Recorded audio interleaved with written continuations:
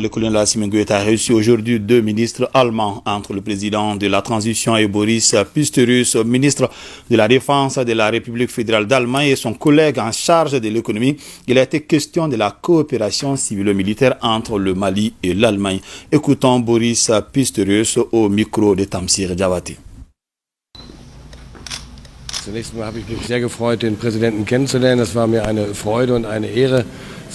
C'était un entretien qui était marqué par l'ouverture et j'en ai beaucoup profité et c'était une joie et un honneur pour moi d'avoir pu le mener avec le président de la transition. Comme élément, il y avait évidemment comment on peut faire face à la situation difficile dans ce pays. On a parlé des élections, de la lutte contre le terrorisme, de l'avenir de la coopération entre le Mali et l'Allemagne, coopération civile aussi bien que militaire. Et tout ceci était évidemment des questions très importantes qui ont pris beaucoup de temps.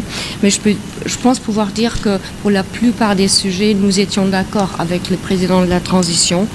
Ce qui m'a beaucoup plu, Monsieur le Président a dit que non seulement il appréciait énormément l'engagement de l'Allemagne ici, mais aussi la façon comment cet engagement a eu lieu dans le pays, c'est-à-dire sur un pied d'égalité et entre partenaires.